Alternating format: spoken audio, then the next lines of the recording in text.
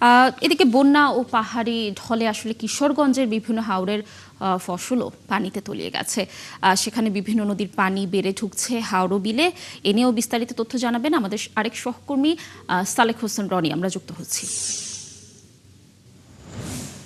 রনি, হাওরের কি পরিমাণ ফসল তলিয়ে গেছে, নদ নদীর পানি বৃদ্ধির কি অবস্থা, জানাবেন বিস্তারিত তথ্য।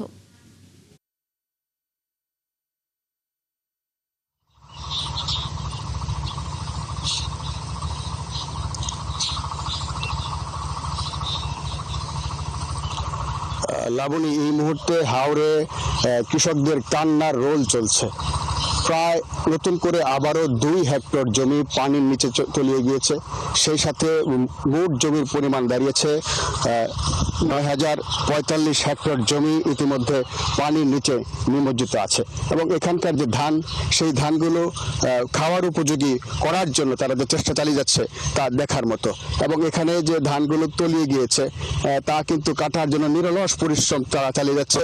এবং যে ধানগুলো না শুকাতে পেরে যেগুলো নষ্ট হয়ে যাচ্ছে, সেই ধানগুলো কিন্তু তারা নেওয়ার জন্য আপ্রাণ মাঠে চেষ্টা চালিয়ে যাচ্ছে। এবং আমি সকালবেলায় কথা বলেছিলাম খাদ্য অধিদপ্তরের সাথে। তিনি আমাকে জানিয়েছেন যে ইতিমধ্যেই এই মাসের 15 তারিখ থেকে ধান সংগ্রহ শুরু হওয়ার কথা থাকলেও তা একটু এগিয়ে আনা হয়েছে, যেটা আজ থেকে কোনো কোনো জায়গায় এই ধান সংগ্রহ তারা করবে। 18,330 মেট্রিক টন ধান সংগ্রহের কথা তিনি জানিয়েছেন খাদ্য অধিদপ্তর। এবং কৃষি অধিদপ্তর যেটি বলছে যে তারা কিন্তু এই ধান উঠানোর জন্য এবং শুকানোর পর্যায়ে তারা কিন্তু বিভিন্ন ব্যবস্থা করে রেখেছেন। এবং সেই সাথে এখানকার নদ নদীর পানি বাড়ছে।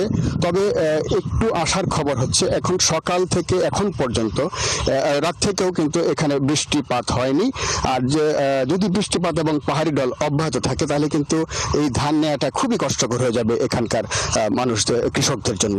এবং আমি আপনাকে জানিয়ে রাখি যে কিশোরগঞ্জের পানি উন্নয়ন বোর্ড যেটা জানিয়েছে সেটা হচ্ছে যে এখানকার যে বিপদ সীমার উপর দিয়ে কিন্তু এখনো পানি প্রবাহিত হয়নি। তবে যদি বৃষ্টি এবং পাহাড়ি ঢল থাকে তবে কিন্তু এই বিপদ সীমা ছুঁয়ে কিন্তু পানি প্রবেশ করবে এবং তখন কিন্তু ধান সংগ্রহ করাটা খুবই কঠিন হয়ে যাবে। এবং এই কৃষকদের কান্না যেন থেমে যায়, তারই প্রকৃতির কাছে তারা বিশেষ প্রার্থনা করছেন। এবং এই ধান তোলার জন্য তারা কিন্তু আপ্রাণ চেষ্টা চালিয়ে যাচ্ছেন। এবং তারা যে নিরলস মাঠে পরিশ্রম করছে তা সত্যিই এখানে আসলে সত্যি এখানে দেখা যায়। রনি, ধন্যবাদ সেখানকার বিস্তারিত তথ্য আমাদের জানানোর জন্য। নিশ্চয়ই কৃষকরা যে সমস্যার সম্মুখীন হচ্ছে এটা সুসমাধান হবে। দর্শক, যুক্ত ছিলেন সহকর্মী সালেক হোসেন রনি।